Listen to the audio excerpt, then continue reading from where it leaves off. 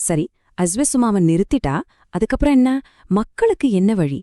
இங்கதான் அரசாங்கம் தன்னோட நிரந்தர தீர்வுன்னு சொல்ற பிரஜா சக்தி திட்டத்தை கொண்டு வராங்க. அத பத்தி இப்ப நாம விரிமா பார்க்கலாம். ஆமாங்க.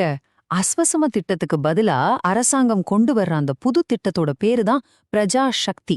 இத ஒரு தேசிய சமூக வலுவூட்டல் திட்டமா அறிவிச்சிருக்காங்க. பிரஜா சக்தியோட நோக்கமே ரொம்ப வித்தியாசமானது. இது சும்மா மாசம் பணம் கொடுக்கற திட்டம் கிடையாது. அதுக்கு பதிலா மக்களை நம்ம நாட்டோடைய உற்பத்தி பொருளாதாரத்துல ஒரு பங்காளியா மாத்தணும். அப்படி செஞ்சு வறுமைய முழுசா ஒழிக்கணும். வறுமைனா வெறும் பணக்கஷ்டம் மட்டும் இல்ல, கல்வி, சுகாதாரம் மாதிரி மத்த வாய்ப்புகள் கிடைக்காம இருக்கிறதையும் சேர்த்து ஒழிக்கிறது தான் இதோட இலக்கு.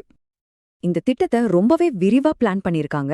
இது எப்போ ஆரம்பிக்குதுன்னா, வரப்போற ஜூலை 4, 2025 நம்ம நாட்டுல இருக்கிற ஒவ்வொரு கிராமத்திலயும் பிரஜா சக்தி சபைன்னு ஒன்னு உருவாக்குவாங்க. அடுத்த 5 வருஷத்துல இது மூலமா 1.5 மில்லியன், அதாவது 15 லட்சம் மக்களை வறுமையில இருந்து வெளியே கொண்டு வரணுங்கிறது ஒரு பெரிய இலக்கா வச்சிருக்காங்க. சரி, இப்போ அஸ்விசுமவுக்கும் பிரஜா சக்திக்கும் இடையில இருக்கிற அடிப்படை வித்தியாசம் என்ன?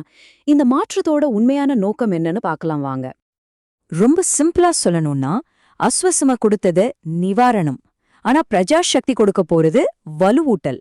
நிவாரணத்துக்கும் வலுவூட்டலுக்கும் பெரிய வித்தியாசம் இருக்கு இல்லையா? அதுதான் இந்த மாற்றத்தோட மையப்புள்ளி. வாங்க இந்த வித்தியாசத்தை இன்னும் கொஞ்சம் ஆழமா பார்க்கலாம். அஸ்வசும்ங்கிறது ஒரு சேஃப்டி நெட் மாதிரி, கீழே விழாம இருக்கிறதுக்கு பணம் கொடுத்து தாங்கி பிடிக்குது. அதோட நோக்கம் வறுமையோட தாக்கத்தை குறைக்கிறது. ஆனா பிரஜா சக்திங்கிறது ஒரு ஏணி மாதிரி.